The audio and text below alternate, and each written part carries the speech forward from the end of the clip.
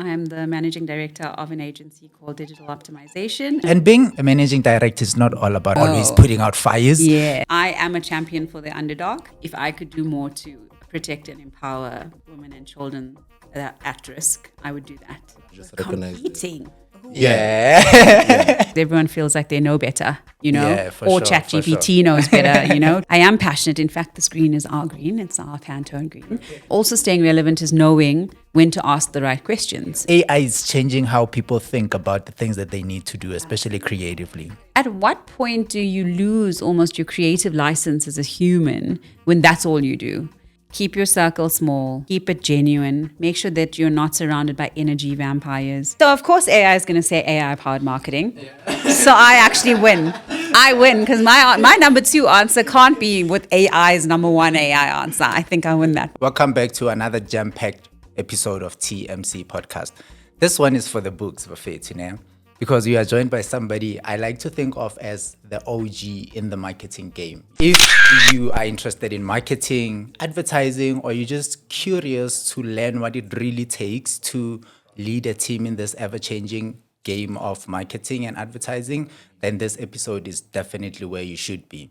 But before we get started, I want to give you a little bit of background about TMC. So we are brainchild of some super cool millennials who love to talk about technology, creativity, you know, almost with a sprinkle of everything else in between. So if that is the kind of stuff that you're into, please do us a solid, hit the subscribe button, like the video, let your friends know that you are a part of the community. So I said a lot already. Love it. How you doing? Good, thank you. How are you? Amazing, man. Amazing, man. And I just realized that in the intro, I didn't even say your name. That's okay. So would you want to start off by introducing yourself? Sure. So as you said, you can call me Sue, you can call me Dash. My mom calls me Sudasha when she's really upset with me. So I am Sudasha Vandiar. I am the managing director of an agency called Digital Optimization. And like you said, I feel like an OG, especially this year, countdown to 40. And I have been in the industry for 20 years, if not more. So yeah. I mean, if you're counting down to 40, then you probably have been in the game. Like you started at a very young age. Very, very young, yes. Indeed. How old were you? Around like 19, 20? I think about 19, yeah. So straight out of school, in terms of unpacking my journey, straight into the working world and having to do the rest of the stuff in the background. Crazy. Some more spice. We'll get into that a little later in the episode, right? So to get started, we have this thing, culture at TMC. So firstly, we play the an icebreaker, which will be led by our director, Msizi. And then secondly, the previous guest actually leaves you a question that they would like you to answer, right? So yeah, we're going to start there actually. Okay. Yeah, so the question was left by Boiti. You already saw the episode. We were talking about Gen Z and social media and marketing, right? So her question is, if you had all the money in the world, would you still be doing what you're doing? Yes. That sounds strange because we talk about me winning the Powerball at the office almost every week. So one thing... wait, that's not a joke, right? No, I'm going to. I mean, I haven't won it yet, Oh, but I'm okay. going to. I'm speaking it into my life. Sure, fingers crossed. Fingers crossed. So yes, I would. I think my career path was quite a unique one, and I stumbled upon this world of marketing and fell completely in love with it. The only thing I would add on, firstly, actually, money takes away the stress, right? So you're not having to worry about a lot of the financial aspects, but I would absolutely do it. I love what I do. I love the team. I love our clients. I love the thinking. The only aspect I would add on to having all the money in the world is doing more kind of philanthropic things. So the stuff that's close to my heart that you need the Powerball to be able to do. Yeah, but I would definitely still do it because I love what I do. And so I do it, getting a salary, building a career. The perks are really nice, but I'm very lucky that I get to. I mean, sorry to digress. You spoke a lot about philanthropy, right? And I wanted to find out that, well, I mean, obviously Bill Gates made a comment about Elon Musk not doing more of the giving. What's your take on that? So basically, you know that he's very big on, like Bill Gates is very big on the idea of giving. Yes. He does that quite a lot. He contributes to a lot of charity initiatives. Yeah. And he's right now on a mission to spend all his money by the time he dies. To I give did it see all that. Away. I know. So what's your take on this? I'm like here. him If you doing want to give it that away. and like doubling down on Elon Musk not doing it, like kind of like as like. Yeah. So, like we were talking about earlier before we started shooting, I am a champion for the underdog. I do believe that there's enough money and enough availability of things, especially the basics, to go around to look after everybody in the world. And those who have a lot of it should do more to help those who don't.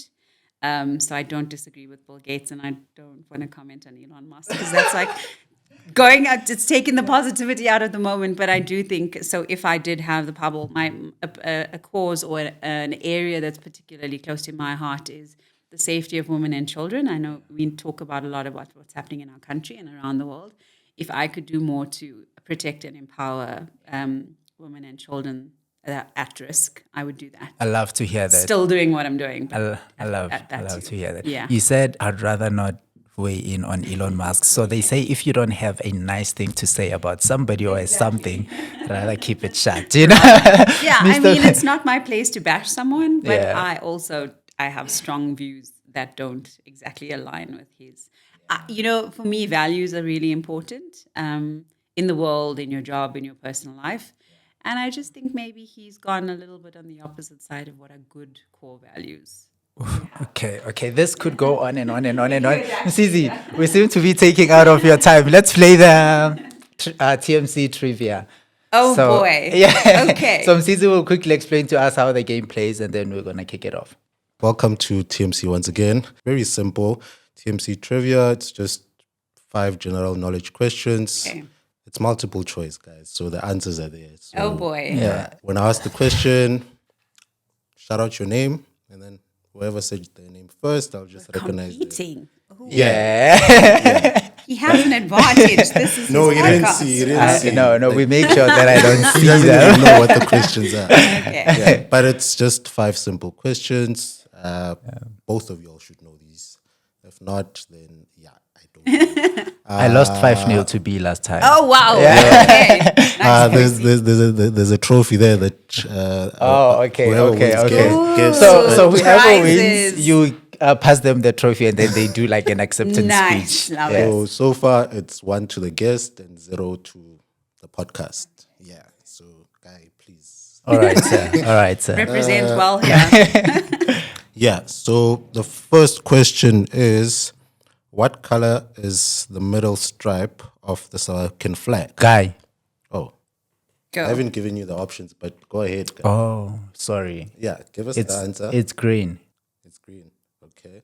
Wow. Okay. Yes, sir. Wow. Okay. Quick. Yeah. Quick on the draw there. How many continents are there in the world? -7. 7. Oh, guys, you don't need multiple choice. Hey. Thina simnandi kakhulu. Okay. Let's see if anybody gets this one. Oh, boy. What color is the second G in the Google logo? Guy. Oh, the second G. Yeah, the second G.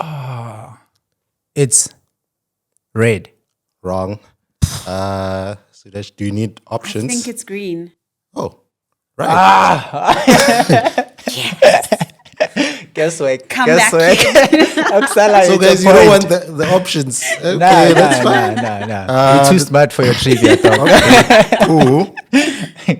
The third one here is, which of these is not a video sharing app? Okay. A, TikTok, B, YouTube, C, Snapchat, or D, Pinterest? Guy. That was close. Rock, paper, scissors, so we can see. Okay, let's go. Rock, paper, scissors. Okay, rock, paper, scissors. Oh, Okay, yes, Okay, sir. guy. Pinterest. Okay, cool. So No, but you can share videos on Pinterest. I don't You know. actually can. Really? Yeah. Like really short clips, like been on 10 Pinterest seconds before. clips. So it yeah, has evolved. while it has videos, but it's like Yeah, that's You not don't like its upload primary your own and discovery share it. platform. Yeah, No. it's more discovery than No, upload. you do. You Can do. you? Yeah, you can upload I haven't videos. been on Pinterest enough. It's But just can you not share like- videos? Yeah. Okay. You can share videos. Half a My point. information is outdated then. Okay. The last one here is, which of these is not a type of digital marketing? A, content marketing. B, influencer marketing. C, direct mail marketing. Or D, video marketing. Guy. Oh, okay, Yeah. Guy. Oh, I forgot you've got to say our name. Do you have none of the above? You said direct mail. Direct mail. No, I said digital marketing. Yeah, direct mail. Oh, direct mail is your answer. Yeah. Okay, cool. I guess, Guy, you won TMC Trivia. Yeah, 3-2, not bad, guys. Yeah, it's Better not than bad. 5-0. It was very close. It was My very close. trophy. I'm handing You it need over to to do you. the handover process. Okay. Okay, ready. Okay. Yes, ma'am. Glad I did my nails. Winner. Yes, sir. What do you do? Yes, So sir. this is 3-2, not bad. I'll take it. This is that part where you play that somber music, slow music. Yeah, guys, a lot of I've always wanted to do this. A lot of people are asking me that if you never won, what would you do? And I said, I guess we never know. Yes, sir. Okay, then now Rimna Dagger, we can get started. So, to get started, I thought it would be like a great place to explain what digital marketing is, right? Like in layman terms, somebody's hearing about this term for the first time. How do you explain this to them? So in 2025, I hope they're not hearing about it for the first time. I feel like everybody spends all their time on their phones and devices of some kind. I know in my household, I yell about it all the time. I think simply put, digital marketing is exactly that. It's using the online and digital platforms available to us to promote your business, products, services, reach your consumers where they are, as I mentioned, your cell phones, your laptops, your tablets, where people spend most of their time. So in that digital ecosystem, using that as a platform to do your what would have been traditional marketing. Sure. So you are actually a professional in the marketing game, right? And I think you work in team setups. Yes. So that probably means there's a lot of other careers that exist in the space, you know. So for somebody probably thinking about exploring a career in marketing, what are the options available to them? You know, Leander, there's so many. It's such a broad industry, which makes it really exciting, right? Because everybody needs everyone has different skills, everyone has different passions. So there's everything from, you could be a strategist, so you can put together your client's strategies or your business's strategies from a digital marketing perspective. You could be a copywriter. You could be anything from a creative director to a data analyst. It's so broad and extensive that there are so many career options. I think the one thing for me, and having been in the industry for such a long time, but particularly witnessing the kind of younger people up and coming, is to make sure you choose something that you are passionate about and something that you know you can be good at, because it is a pretty stressful, pretty intense industry, and the best way to enjoy it is to do that. I mean, I hear you talk about it being like an intense industry. Yes. So I think the intensity of the whole digital marketing space is kind of getting a little bit diluted by AI, right? So some of the things that used to take a lot of effort and energy to do, now you can simply achieve with AI. So do you think from the, career paths that you could explore, are there any that are kind of like endangered by, the existence of AI? Yes. So that is a very interesting question. And also, I think, like you said, I've been in the industry for a long time. So I'm a little bit on the fence. I love the value that AI has been able to add to the business. We can do things a little bit quicker. We can brainstorm. We could use it to sanity check something, providing information. For me, though, the balance is you can't get away from the human element. That's where the skills lie. That's where the passion lies. That's where the understanding. AI can give you information, facts, data really quickly, but it's that human sitting at the end of a client's meeting and a brief that understands them really well, that has the passion for what they're doing. And so in my opinion, it's the combination. So the human element and the technology that AI allows us to do really quickly and use really quickly is, for me, the more formidable partnership or collaboration. I think they both go hand in hand. And I don't believe that any careers in digital are at risk because of AI. Like all of them? I mean, maybe writing, but but still, they're copywriting degrees for a reason, because you've got to have a skill and you've got to have a passion. And if you use AI for your copywriting, for example, does that get across the message that you're really trying to get across? Does AI fully understand the brand and the ethos that the business is trying to put across?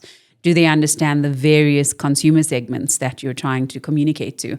So I don't fully believe all careers in the digital space are at risk, and maybe a year down the line, it'll be a different conversation. But for now, I think it goes hand in hand. For sure. I really feel like a year is a very long time. With That how is also rapid true, AI is especially in moving, digital. Yeah, absolutely. Yeah, I think a year is a very long time. Absolutely. But before we turn this segment into everything about AI, Sure. we will actually like talk a little bit more about it later in the conversation. Sure.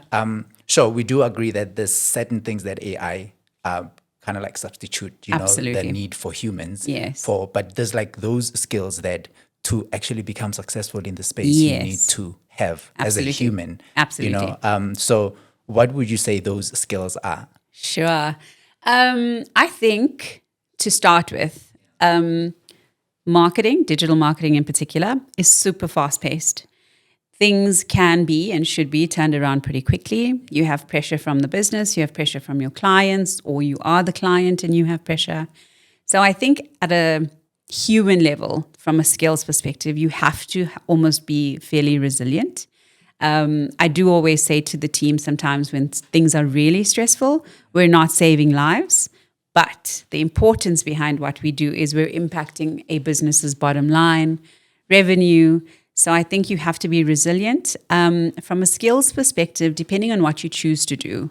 So as I mentioned copywriting earlier, if you choose to go into the copywriting space, are you studying towards that? Are you a good writer? Are you able to understand a business and communicate in words to a consumer what they're trying to sell, understand the business, understand the brands?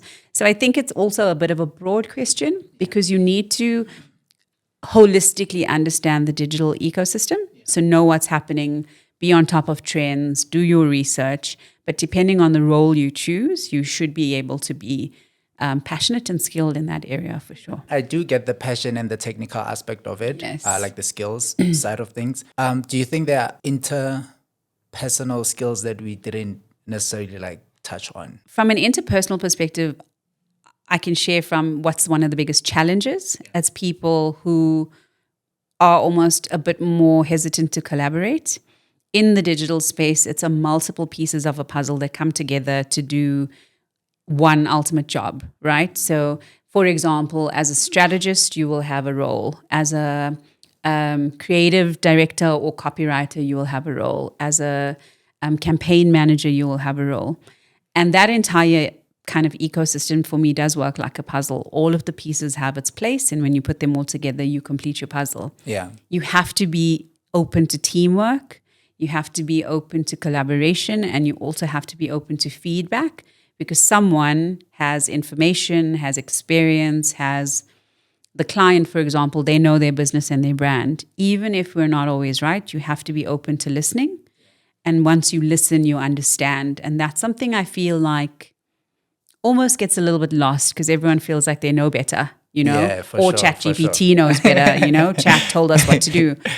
And I feel like it gets lost in that way. So those interpersonal skills are really important. And also because it can be a very stressful industry, you want to be a nice person to work with. And if you're not open to collaboration and teamwork, then it gets a bit difficult. As a leader, have you ever had to let someone go because they just weren't good at taking feedback, or they were just like hard to work with because perhaps they don't communicate well, like... Leander, you're asking all the tough questions today. Wait. So yes, yes, I have. More so because it's not as simple as you're not listening or you're not collaborating, but more so how those decisions and actions someone takes impacts the team, ultimately impacting the client, ultimately impacting the business. With any job, right? You have to show up. You have to do your best. You have to do what you were hired for at a bare minimum. Shoot the lights out, go over and above. That's amazing. But at a minimum, you should do what you were hired for. And yes, we've been in positions. As being in the industry as long as I have, I'm pretty sure someone may be able to say, I might have been that person, not the one who's been let go, but maybe they didn't feel like they were getting the best out of me at some point for whatever reason. You know, we've all had experiences, but I've been there. And then you as a human, you either take the lesson, learn from there, grow from there. And I'm saying this for everybody, whether you've been in the position or not, and you grow or you stay stuck. Yeah. And being a managing director is not all about letting people go and No. always putting out fires. Yes. You know, I'm sure there's some fun things that happen Always, that you always, you know, go through, you know, in your Absolutely. job. Can you perhaps give us like a little bit insight into like a day-to-day, Yes. you know, in you know, in the life of a Sure. managing So I director? think, as you said, it's not always the doom and gloom, as I like to call it. I do have to say I love my job. I love the business we're building. I love my team, and I mean that. I mean to the degree where we cook for each other and we hang out, and cool. it's a beautiful, special business we're building. But I can't say that any 2 days are the same. So there's the stuff that you plan for, the stuff that you know is coming in. But I think in my role, there's always an element of I wonder what today's going to throw at me. You know, good, bad, happy, sad. You just never really know. Yeah. That comes with the business we're in. It comes with the type of clients we work with. It also just comes with people. You know, you never really know. So on any given day, I'm a filler strategist. I'm a psychologist. I mean, sometimes the team joke, I need a couch in my office instead of chairs. The day-to-day is pretty much just hopefully, I'm going to have to ask my team about this on Monday, but hopefully just keeping everybody motivated, inspired, keeping the ship sailing straight on course and with as much efficiencies as you possibly can. And then there are days when it's pizza and wine and you just sit and you communicate and you hang out with each other. But it's always a different day. I think the ultimate bottom line for me is we're trying to build a successful business. We're trying to empower and grow the team. We are trying to make our clients' lives a big success. And we are also, you know, at the end of the day, the bottom line is what matters. So I've got shareholders to answer to, and we've got to make sure that we're keeping the financial ship afloat as well. Any day is it's an interesting one. It can go anyway. Actually, you speak very passionately about the company that you work for, Yes, right? of And the work course. that you do. Yeah. I love to hear that. And it tells me that it's a very nice environment to thank be you. in, you know? So would you like to tell us a little bit more about what you guys do? Sure. Perhaps even the kind of people that you work with. Sure. Yeah. So as I mentioned earlier, our company is called Digital Optimization. We are a performance marketing agency. We specialize in paid media. And I am passionate. In fact, the screen is our green. It's our Pantone green. Okay. From our logo. I really am. I think, if I'm honest, I think it stems from our founder who built the business from the ground up and chose to hire people that he feels embody the culture and the environment that he wanted to build. And we love our clients. And when I was thinking about this, I thought, I'm going to sound so soppy. But our team's great. You know, we hire very carefully to make sure that the team may be skilled, but they're also the right personality to fit the environment that we're in. We work with some of the most amazing clients. We really are lucky. We get to collaborate and be true partners. We don't, a brief doesn't just get thrown over the fence and you get told what to do. And just from a team perspective, I mean, the amount of experience and the amount of industry skills that they've been able to hone and just bring it all together. It's amazing. Yeah, I mean, and I've been in the industry long enough to have been in multiple environments in different types of companies and corporate and agency, to be able to appreciate what we have and to be able to be passionate about what we're continuing to build. I'd actually love to experience a day like that, like a day in your office. Please come visit. Really? Are you inviting me to come through? Of course I am. Absolutely. No, I actually will take you up on that offer. Yeah. We're not far away from here and you can come spend the day with us. Msizi, You booked that in my calendar. Ne? It's on camera now. I can't take it back, but I It's do on mean tape. it. I think you'll enjoy our environment. Okay, Yeah. cool. But I'll still be doing my thing. I'll just You do do like it. a It's fine. walkabout. Perfect. Somebody will just show me around. Yeah, what you our guys building's do. really nice. And then We I'm get just popcorn gonna, every day and yeah. hot chocolate, and it's Then I'll just open my laptop and do my thing. sorted. Okay, hold you to it. Yeah. So let's actually track back a little bit. We spoke about all the nice things that you do at work, professionally. We know you. Now we feel like we know you, but not like the real person. Like, the schools that you went to, the kind of things that you drew inspiration from, when you were growing up, and how you got into the marketing space. Sure. Yeah. I Okay. think take us through that. Sure. So if I took you through the list of schools I went to, I will be here for the next 2 hours. Yeah. Maybe we don't So want lots that. of those, lots of moving around. I think just from a career perspective, that journey was quite an interesting one. So as I mentioned earlier, I was, the journey wasn't linear for me. As with many South Africans in the economic crunch that we go through, not everyone has the standard, get out of school, go to university, then get a job, then climb the corporate ladder. It was get out, get working, bring in an income, sort it out. And that's where I fell in love with marketing. So I started, my first job was as a marketing coordinator for this international company. The head office was in the US and they had branches all over. So you were remote? Oh, they had a branch in SA. There was Okay. a branch, yeah. Okay. There was a branch in Kailami and I worked there and it was great. It was learning from the ground up because when you're understanding what marketing actually is, and as a coordinator, you're kind of putting all the pieces together, but learning from the seniors around strategy, around consumer behavior, around the things that you needed to unpack. And that's where the bug bit. I was completely enamored with the psychology of marketing, as well as this ability to take what consumers need and want and plug it with a business and a solution or a product. It was amazing to me. And from there, it was just cool. This marketing thing seems like what I want to do. That's what I studied. And then just moved into different areas of that. Moving into the agency space was definitely the biggest learning curve because now you're in an agency, so you're working on multiple brands, multiple clients, multiple different things. And that's where the biggest learning happened. Yeah, you don't wait 6 weeks to launch a landing 100%. page.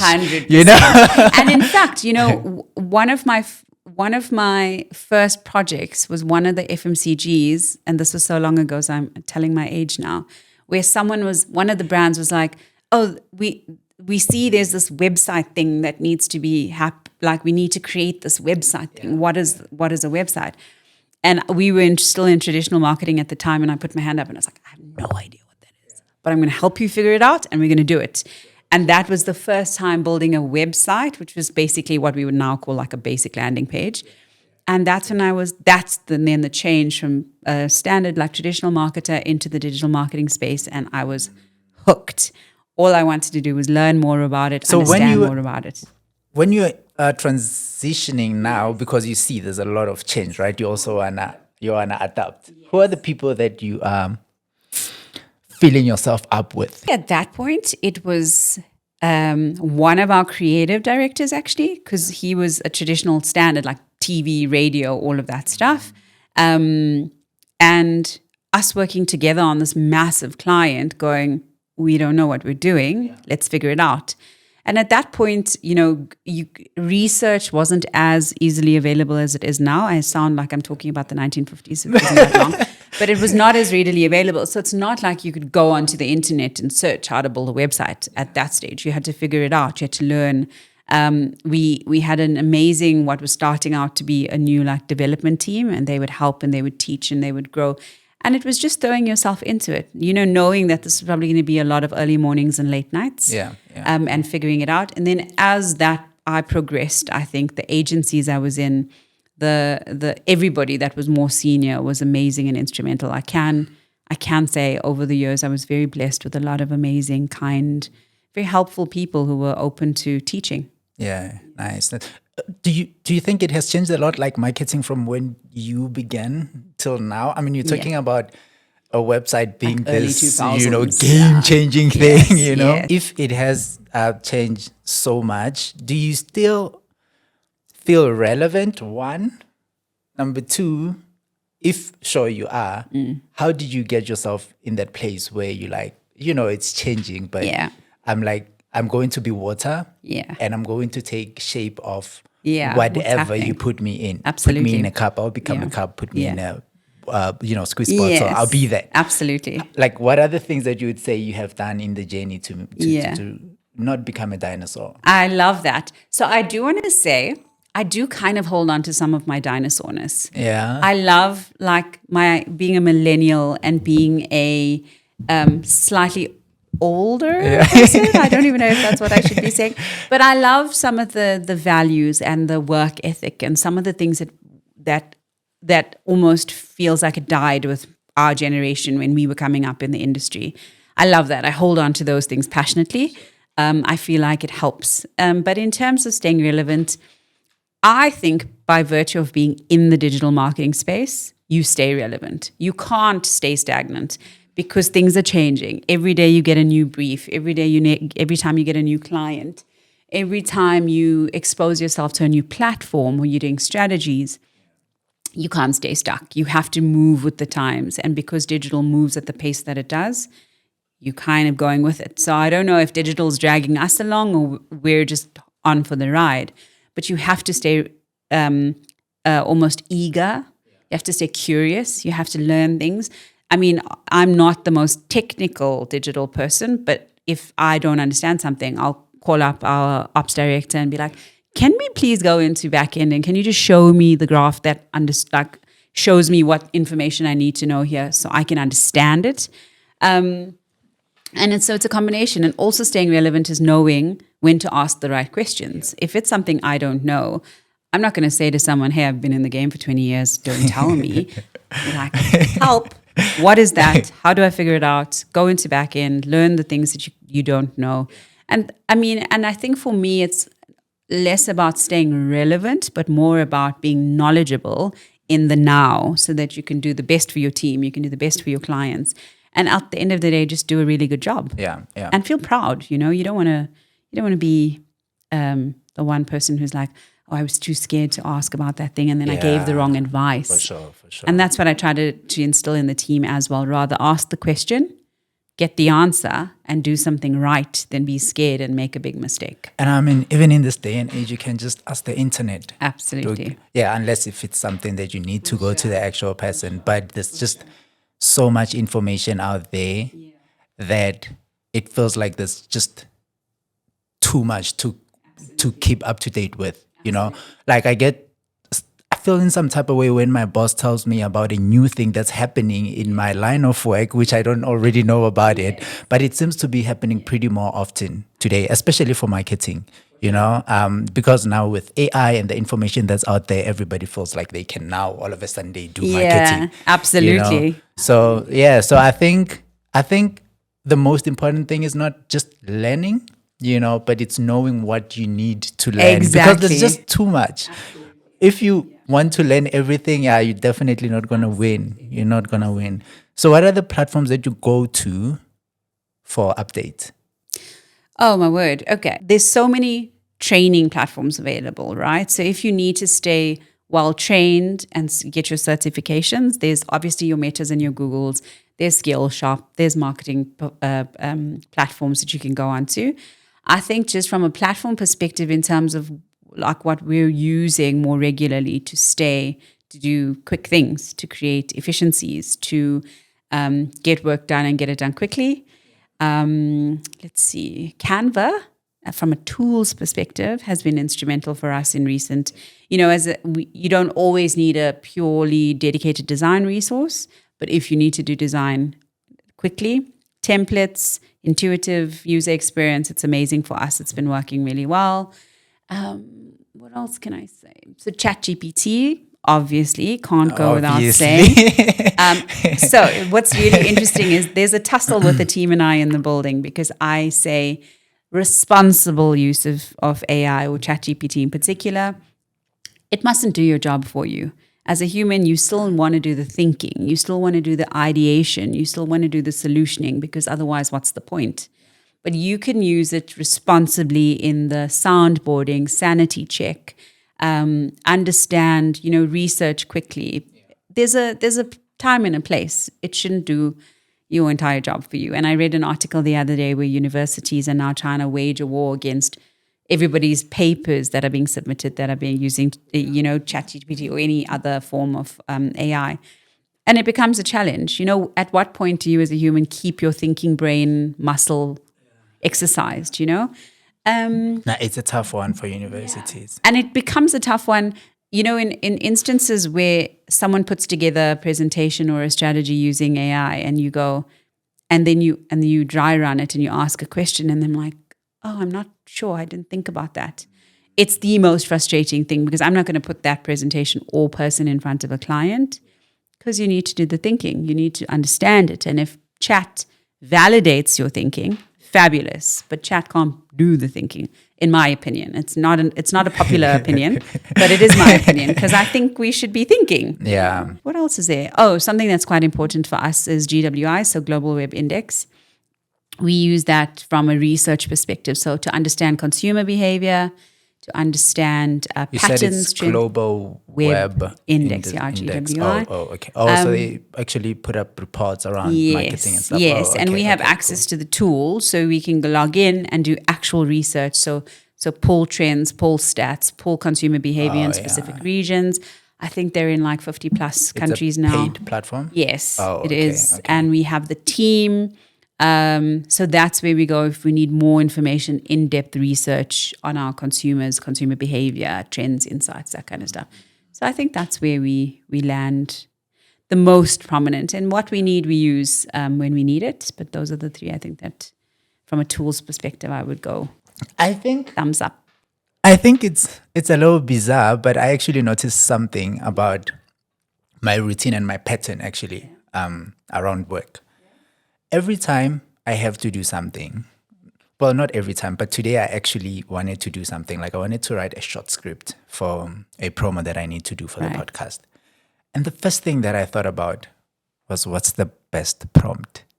And at that moment I paused. I was like, oh, wait. It feels like AI is changing how people think about the things that they need to do, especially creatively. I felt really bad that the first thing that I thought about was, what would be the first prompt before what do I want to communicate here? Absolutely. And I love think that, yeah. I think that's the biggest disconnect between people and AI.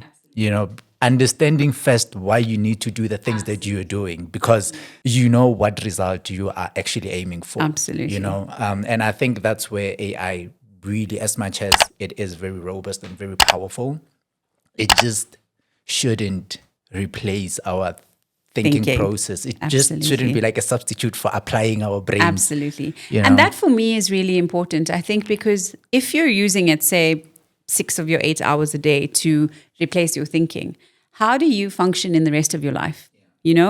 As a partner, as a son, as a daughter, as someone who needs to remember birthdays or put it in your calendar, or think about, if I'm like, oh, Leander's birthday is next week, what does he like? I'm not going to ask chat what to buy you for your birthday. Yep. I just think there's a responsible balance. It mustn't replace our thinking, because it mustn't replace how we function as humans in the world. Just imagine using AI to write your mom a happy birthday message. 100%. And I'm like, what is and I'm this? pretty sure there are people who do that. Yeah, so, yeah. Look, I appreciate this morning it. I would have done it if I had to, because with I love that that you're kind of confessing thinking, here. no, Thank with you. that kind of thinking, I would have absolutely done it. Yeah. And for me, that gives me anxiety, because I want, and what you mentioned earlier around the creativeness and what do you want to communicate. At what point do you lose almost your creative license as a human when that's all you do, as opposed to soundboard your thinking or use it for the right reasons? You don't want to lose that creativity. You don't want to lose your spark because chat said, use this word instead of that, or here's your solution instead of that. I mean, like you said, use the Mother's Day example. Like if you send your mom a message with chat, it's impersonal and it's like, no. Yeah, no, I wouldn't want anyone to write me a message through AI for happy birthday. Good. Rather I'm say glad. happy birthday. Yeah, that full would stop. be enough. Yeah, just I cut agree. it there. Oh, yeah. exclamation mark rather. You know, I love and it. send me a cake emoji or Yes. celebration or something like Yes. that. You kind of like work a lot with data with the work that you do. You know, they say that data is the new battlefield. But there's also like a paradox where they say data is king, content is king. Who's actually king? I think Because one should be queen. that's a fair point. One should be queen. So I'm going to go with data is king, Okay. right? And then Okay. content in this specific example can be the queen. And the reason for that is because, I always say when you know better, you do better, if you've heard that saying. And what data allows us is to know better. So we gather information using the platforms, and that data is gold in terms of giving us information, helping us draw insights, and using that information wisely. What that data helps us understand is then, for example, what content you would create, or what platforms you choose to advertise on, or what type of assets you'd put out in the market. So in that particular example, I'd go with data is king because it helps us understand. And when we understand, we can do more and do better. Sure. And as with marketing, I think it kind of like has evolved from just like intuitive decision making Yes. to now where we make data-driven decisions Yes. in the business. Absolutely. Is that where every business should be going? I do believe that most businesses are already there. I haven't yet encountered one that doesn't consider data when making decisions. I do think, I do think that there's a balance as well, So as we spoke about skills, as we spoke about experience, as we spoke about our clients and their businesses and understanding their like core business proposition, there's a balance. I think intuition plays a huge part because if you have the skills, you have the experience to be able to make decisions based on what you know and what you understand and what you see, you use the data to validate that. You don't go in blind and you don't just go, oh, my instinct says, and you run with that. If you have instinct and you have a particular gut feel about something, great, because you're using your experience and intuition, but then the data allows you to validate it. It allows you to back it up. It allows you to go, I'm going to make an informed decision. It's using my experience. It's using my data to back it up. And then the strategy you're about to put out or the decision you're about to make is almost a more robust one, right? Using experience and data, not just one or the other. Earlier on, I spoke about there being like too much information to take in. Same, I think, with data. I think there's just so many things to measure. Absolutely. Right. So for every business or for every problem that you're trying to solve, you have to look at different metrics. Yes. Let's create a hypothetical challenge. We say, I'm Guy Luyanda, and I want to start a digital marketing business, performance-based digital marketing agency. Yeah.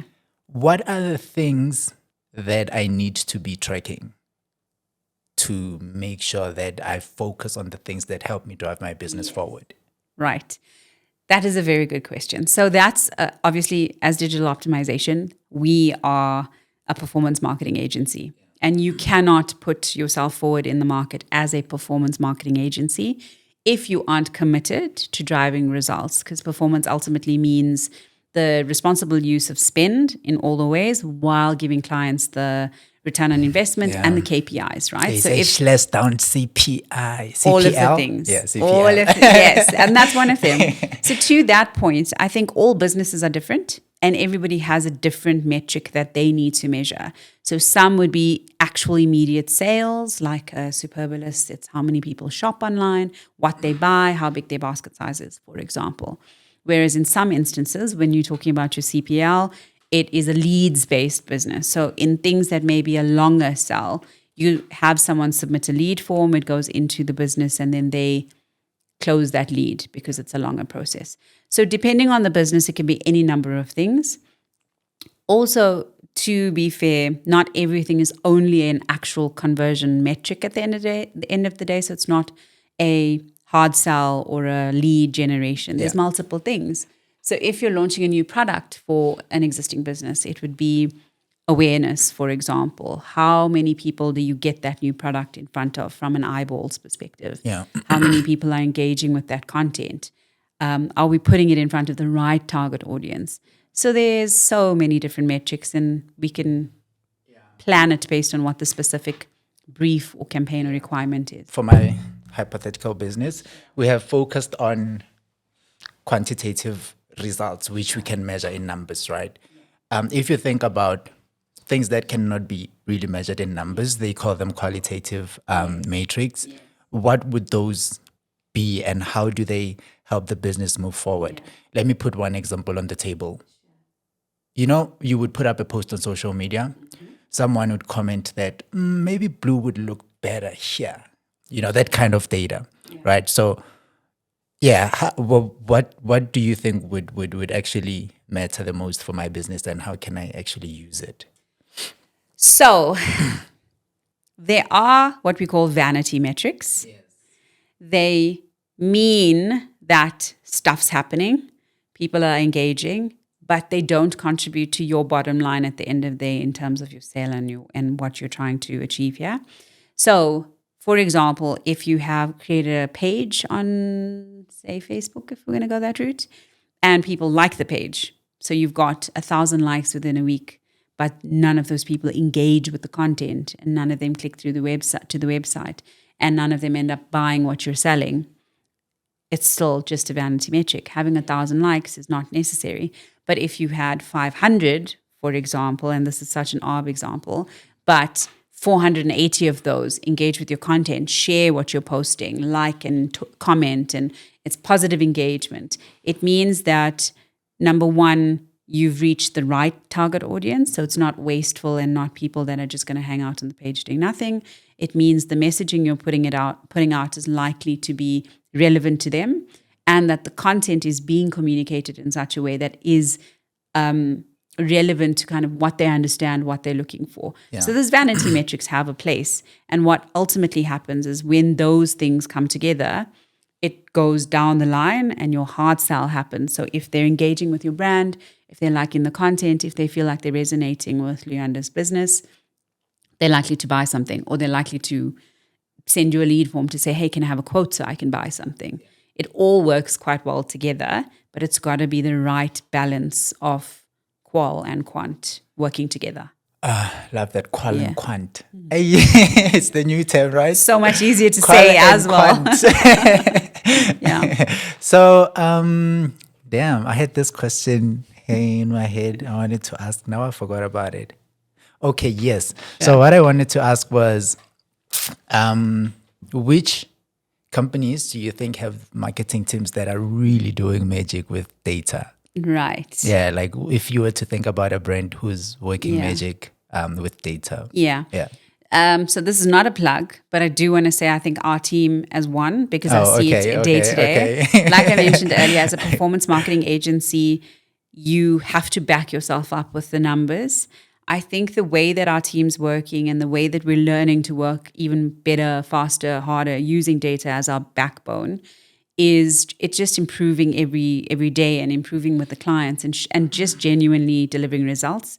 So if I said anything else before us, I would shoot myself in the foot, because I do believe we're doing really well to unpack the power of data to do what we do from a performance perspective. And that's demonstrated in the results we're showing for most of our clients. I think on a more personal note, as you said, my days can be pretty hectic and there's so many things going on. When it comes to decision making, when I get home, I want to put down my laptop, kick off my shoes, and just relax a bit and not have to choose. One of my favorite things is Netflix and their recommendation engine. Oh, yes. So they obviously know what I watch, they know what I like, they know what I dislike when you get to rate. And that recommendation engine for me takes the grunt work out of having to scroll endlessly trying to figure out what to watch. It's like, hey, Sudasha, we think you'd like this. And then you just kind of a couple of clicks and you're like, oh, okay, I like that. And I think that's, again, the power of data. They've already sold me. I'm a subscriber. Sure. But making that little journey easy, mess-free, hassle-free, done. It's there. You like it, you don't like it, watch it, don't watch it. It really does, I think, benefit hugely for me as a human, and I think everybody who doesn't want to make any more decisions at the end of a tough day. Another brand. I think Uber Eats, just on a local and global context. I think they use the data from their e-hailing service. Sorry, I don't use Uber Eats. I cook. I cook. I do too, Luyanda, but as a brand goes. No, I'm joking. I'm kidding. As far as brands go. So what I do know No, I'm about kidding. them in particular is that they used, from an Uber perspective previously, the information and insights on patterns, everything from just the areas that people Ubered around in to which fast food stops you'd make on the way in your Uber. They use that information. And as we know, the food delivery service is already fairly saturated in the country, but they've been able to use that data from a standard Uber e-hailing service and turn it into a super successful Uber Eats business. Yeah. And I mean, I do cook too, I promise you. I have a got witness you, in the I got room you, if I you got need to you. find out. But on the days when you don't, you just go on and they serve you what they think you like or what you Uber most of. And it's quick and easy. And I think they've entered the market seamlessly, super successfully, all of which just using data to understand your core customer and roll it out. Yeah. You know what I think? I think actually, like when you're just talking about Uber and Netflix and how it improves like your experience as a user, it got me thinking that there's actually two ways, or maybe even more. But I can only think of two ways now. There's only two ways or more that businesses use data, right? So one is to improve the customer's experience yeah. while using the platform. Yes. Like Spotify is a great example. Yes. If you think of Spotify, they have this Spotify Wrapped thing that they do at the end of the year. I think Love this it. is such cool and slick use of Absolutely, data. yeah. But I think that's more awareness side than Absolutely. the actual experience. Yeah. Right. And then there's the other side where they have the DJ, they have the recommendations, like you're Yes, saying. yes. So yeah, I think Spotify for me actually Love it. like works magic with Yes, data. I don't disagree. Yeah, in terms of like how they use it as like a marketing tool and also like a means to improve the product. Absolutely. Yeah. I think I agree. that's really, really. I spend a lot of time on Spotify with my podcasts and music, so I agree with you. Yeah. So you listen on Spotify. It has this cool DJ thing. I don't think I've used it. I use DJ all the time. Okay. So what the DJ does, it analyzes your listens, Ah. right? The songs that you like. Okay. So it will also pick up new songs that you are most likely to like based on what you listen to. So I just play DJ. I know my first Love it. set is always the best. It will Got pick you. songs that I play Yeah. most frequently. And then as it goes, it will just pick songs from my older listens, Yeah. and then it would just recommend new songs. Oh, I That's love how it. I've discovered new songs that I'd like today. So I think that is like really, really, really I would tell you what I love on Spotify, but you Yeah. might judge me. What is that? True crime. Music, podcasts in the Yeah. morning. Podcasts, so I like amp myself up for my day in the morning. So Monday to Thursday, it's podcasts, like we were talking about the Mindset Mentor earlier, as one of them. And Friday's music. So before I hit the office, it's like jamming at home while I'm getting ready for the office. And then in the evenings, it's true crime. Oh, hectic. Yeah, So it you also watch calms like me. on Netflix, true crime stuff? Yes, I think I'm running out of true crime stuff to watch on Netflix. I think the latest one I watched was the Menendez Boys. Yeah. You watched that? It was It's so hectic. crazy. It's too so crazy. crazy. I think they've been released, right? So their sentence has been reviewed. I think they might be released Oh, they're soon. going for the second trial. I don't actually know. Maybe. Okay. I don't know. If I think this will be the third trial. Oh, my word. I think it would be the third trial. Yeah, but they've That's been quite the behind story. bars for quite some time. Yeah, for sure. I think like 30 years now. They've been in prison for 30 years. think so, yeah. Oh, yeah, for sure. Crazy. That's a Damn. crazy story. With all that money? Yeah. So let's quickly jump onto this section of the podcast Yeah. that we call the plug. Love it. Right. Oh, I also have a plug of my own. So what we do on this section is just like share 3 tools that you use in your day to day, or 3 tools that are upcoming that you think marketers would really benefit from using. Sure. Yeah. Okay. So I definitely think the 3 tools, which would be what I mentioned earlier. So we use them, we found the benefit in them, and it just keeps things simple. So I think from a basics perspective, if you get the basics right, you can just build and build and build and build. I also believe in don't get too caught up in the tools crunch, because some things are relevant and some are not. You don't want to be overwhelmed. So the 3 I did speak to, which would be I think Canva, Chat, as well as GWI. In particular, from a team perspective, marketing perspective, campaigns, insights, getting things done quickly, soundboarding when needed. Those 3 would definitely be still my top picks Okay. at this stage. Nice. Love to hear that. What are the 3 simple marketing strategies that everyone can use with these tools? Yeah, that's the Right. question. Yeah. So keeping those tools in mind, but also keeping what I said around keeping the basics sorted. I definitely think getting caught up in the hype is not where we need to be as marketers. It must be use what you need to carefully, strategically, and for its right purpose.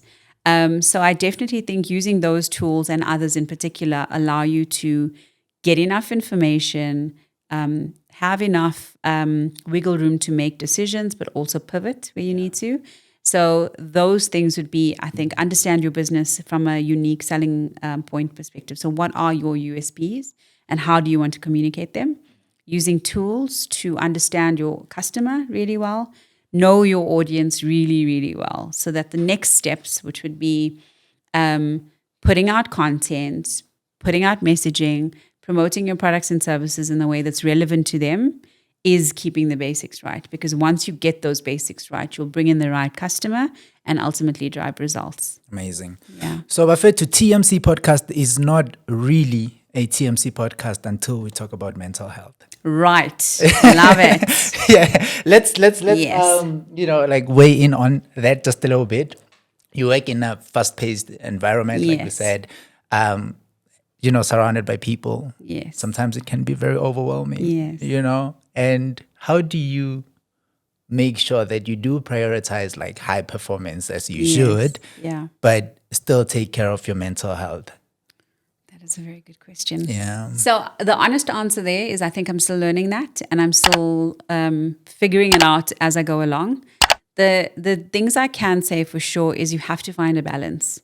So everybody, if you have a job or if you're building a career, it is your responsibility to make sure that you do your job well. You commit to what you're doing. When you close your laptop at the end of the day or you step away from your desk, you must be proud of what you've accomplished in that day.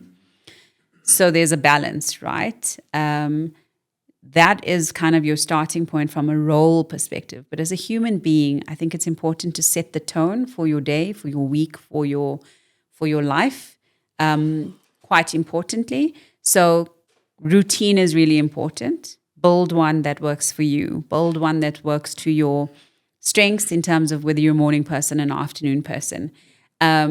Once you create a rhythm that works for yourself, then you're able to almost perform at your peak in any way, whether that's in your personal life or your professional life. Things that I did really badly for many years in my career because I absorbed myself into my job at the time because I thought that was my be-all and end-all is don't skip meals. Sure. Don't skip meals. Don't live on coffee. Drink your water. And definitely move your body. I think we sit at a desk, especially in digital, we're at a laptop or in front of a screen or we're in a boardroom so much, whether it's taking a walk, whether it's doing real exercise, whether it's dancing, for example. Find a balance that works for you as a human. Set those boundaries up front. But remember that it's not like they're not one as mutually exclusive of the other.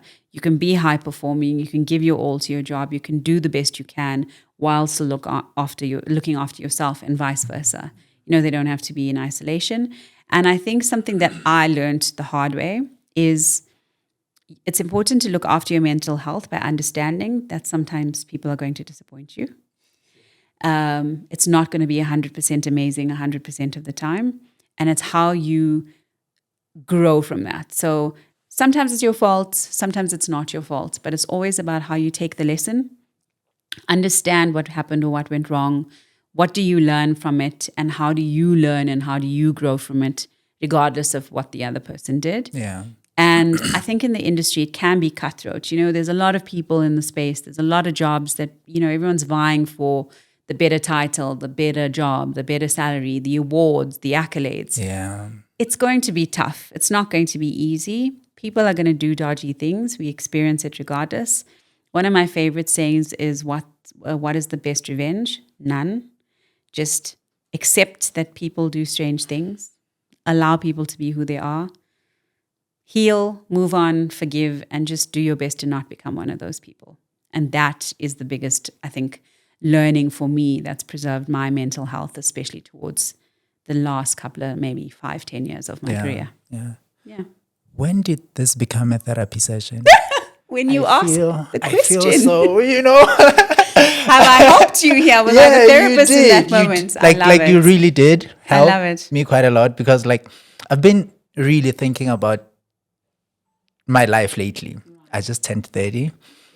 And I'm like, I feel so sluggish, right? I feel like I got this slump going on about me. I haven't been going to gym for like 2-3 weeks now. And I've went back to some of the habits that I've, like cut ties with completely. Yes. And I'm wondering if perhaps it was because I broke that routine of, knowing that at this time I'm going to the gym, then I come back, I run, I do my breakfast at this time. It feels like there's just something that's not quite right with how I move. Yes. But I think more than anything also, I'm very anxious about turning 30. Oh. Yeah, I'm very anxious. I feel like there's just like more added pressure to do well. Yes. Yeah. And a friend of mine was telling me that you're really downplaying how far you've come. 100%. Yeah. And that's a very good point. I think, like I mentioned to you, I'm counting down to 40 and I'm hyperventilating. No, actually, I'm not really hyperventilating. I thought I would, and I'm not really. I have a countdown, a timer on my phone and everything. You have a countdown? I do. I have like 63 days or something to 40. And I'm quite excited about it. I think if now that we're in 2 different milestones, I can share. Don't compare yourself to anything and anyone. 30 for you can be 40 for someone else and 25 to someone else. Like, give yourself the grace to be appreciative of your journey. Everything has happened to get you to where you are, good, bad, happy, sad. Give yourself the grace to go, I am where I am. This is where I was meant to be. Super important. And just on that note around a therapy session, I think one of my biggest life hacks is surrounding yourself with people who have your back. Keep your circle small. Keep it genuine. Make sure that you're not surrounded by energy vampires. I know as a person, because I am very open, very giving, people subscribe to that energy, but then they drain it and run off and go out into the world filled with cheer because they've taken that energy from me. Yeah. It's very important, especially in the industry. I mean, in most industries, but just as a human, be wary of who's around you. Be wary of who's draining your energy or who's helping you. And surround yourself with people who will bat for you, who will drag you out the gutter if that's where you're feeling like. And when you spend time with them, they fill your cup as much as you fill theirs, and you leave feeling elevated and motivated. At 30, you don't want to feel like you're sluggish. You want to feel like, you bring so much energy to this podcast and in our conversations. That's how you must move through the world. And the only way you move through the world like that consistently is if you have the people that will grow with you and move through the world with you like that. Yeah. You'll send me the invoice for the therapy session, right? I will. Well, you got coffee, so therapy session. Please, Buffett, if there's anything, like the biggest takeaway for me from this episode is don't surround yourself with energy vampires. I also have a plug of my own. There's so much stuff that we didn't really go into detail with, on this episode. But if you'd like to learn more, there's a few podcasts that I would suggest you go and listen to. The first one is Marketing Against the Grain by HubSpot. So the episode that I'm suggesting is why brand strategy is the new performance marketing. And the second one is The Knowledge Project by Shane Parrish. And the episode is Seeing What Others Don't. So it offers insights into strategic thinking. This is something I think Sudasha has also, doubled down on. We spoke a little bit on. So in the comment section, let us know what was the biggest takeaway for you, and we'll catch you on the other side. Sue, Yes. I think you have to leave a question for the next guest. Oh, my word. And I don't know who this guest is or what the topic's going to be. Yeah, Can't tell me that. I can't. Okay. Yeah. But it'll probably be a co-founder of a very big organization who's really doing like really, really, really great stuff for the young people who are coming up in their careers. Right. So my question's going to be, Right, Mrs.? Okay. oh, guys, this is trivia. This is Yeah. hardcore. Okay. My question for the person after me would be, what was the worst career decision you've ever made? And how did you bounce back from that? What was the approach, the strategy, and results? Yep. Got it recorded. Amazing. It's on tape. I'm going to watch that very carefully. I want to know about this co-founder and their results. Yeah. Yeah, I hope Because you it's like I said, it's not a linear journey, and it's always such a blessing to learn from people who. Yeah. Learning from successes is great, but I think learning from failures is more important. Amazing. So, what's coming up from you? Just to close it up, what can we look forward to? Yes. What are you working on both, professionally and personally? Yes. Yeah. So personally, easy peasy, turning 40, staying in a place of gratitude and grace, and not not trying to compare myself, not trying to be anything other than present, and just loving every moment, even on the grumpy days, because I have those too. I'm a human. So yeah, just looking forward to that. I think on a personal level, also trying to get healthier. Like I said, I've learned the lessons the hard way. So I'm trying to just make sure I build better habits and patterns and guide those around me with all the learnings. Professionally, I'm going to be the next person on your podcast when I've taken our business to like extreme heights in about a year. Okay. But yeah, growth. The G word is very important to us this year. It's been. We've done a lot of foundation setting, basic setting from a business perspective, and so growth of our business, growth of our client portfolio, and growth of our team members is super important this year. So I'm trying to. Where do we learn a little bit more about that? The company. you work for. So it's digital optimization. Our website's digitaloptimization.co.za.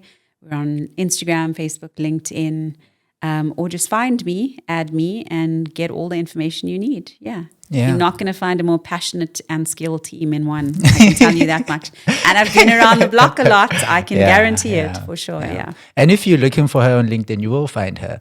I'm not saying you spend a lot of time on LinkedIn, but every time I've been on LinkedIn, you've been offline. I'm like online. Yeah. It's our business platform. What do you do on the? Oh, you'd be doing work when you're on LinkedIn? Yeah, sometimes. Okay. So number one, it's a lot of the content that we put out. So I vet that with the team and make sure, from a business marketing perspective. It's also where you go find information, see what's happening in the industry, Great. Connect with the right people who could ultimately contribute to the growth of the business. So it works for us. Who should I follow on the platform? Digital optimization. I mean, who should I follow on LinkedIn? Yeah, people-wise. Oh, I have no idea. Just I'm one? going to have to send you a list. Just one. So obviously Stephen Bartlett for me, the content and the good things guy. Yeah. The good things guy. He is amazing. Definitely. If you want to get your energy back, get your positivity going, just happy stories, good news, the good things guy. The good things guy. Yeah, Brent. Amazing. Amazing. Msizi, we didn't forget anything, ne? One thing. What's that? Unless I missed it. Something that we wanted to try, which is new.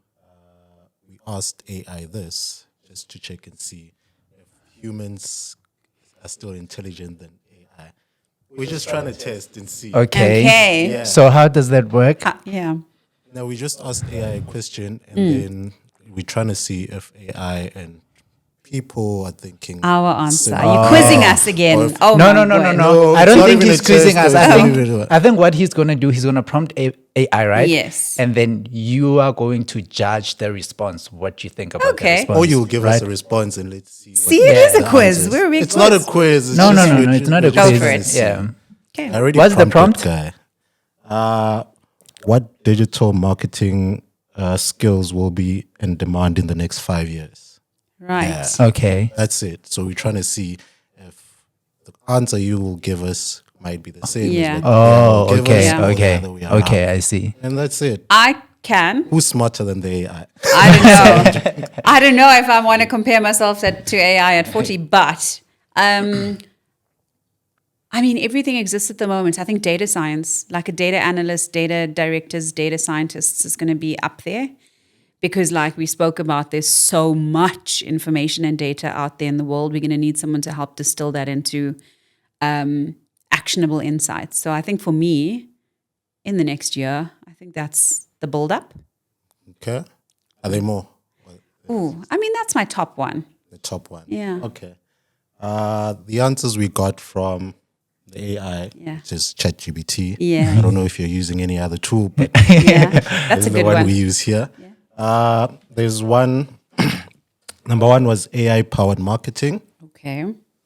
Number two was data and analytics. Yay. Which is there. Number two. And then we had short form video content creation, Gotcha, which yeah. has always been It's there. really there, yeah. There's SEO for AI and voice search. Oh yes, yes, Yeah. yes. The That's a fourth big Yeah, one. it's a big one. And then the last one is performance marketing. I'm not really sure what that means. No, What I is do. it That's still what AI she and does. data? Yeah. Got you. Yeah. So of course AI is going to say AI powered marketing. Yeah. So I actually win. I win because my number two answer can't be with AI's number one AI answer. I think I win that one. Okay, You and okay. AI on par. Yeah. No, but actually, I was also like, thinking about it today that I think I need to learn AI a little bit more in depth. You know, Yeah. if I'm to go even further as a marketer. you Yeah, know? absolutely. Yeah. I think I need to invest a bit more time learning Time. about AI. Yeah. And There are how lots it's of short courses and quick like courses you can do. If you'd like, I'll send you some that our yeah, team yeah. do. So again, like I said, I believe in the responsible use, but it doesn't harm to have the knowledge, whether Yeah, you for use sure, it extensively for or sure. not. It's just good to know. I think more than anything, I'd like to learn how to build agents. Oh, wow. Yeah. Okay. Like on the platform. Yes. Like can build agents to Yeah. to carry out certain processes. Absolutely. Yeah. Cool. I'll send you some links. Okay, thank you so much, Sudasha, for joining us. Thank you for having me. What a pleasure. Fun morning. Yeah, it was really amazing. Thank you, And guys. finished on time for the first time in history. Yeah, thank you so much, Rafaitu, for chilling with us. Please do remind your family that and your friends that you are a part of the community, and yeah, spread the word, man. It definitely does help keep the magic at TMC alive. Until the next one, peace out. Thank you. Yes, sir. This is a sign for Amakosi. After winning a trophy in 10 years. Oh, was that all fine, guys? It wasn't so bad. No, I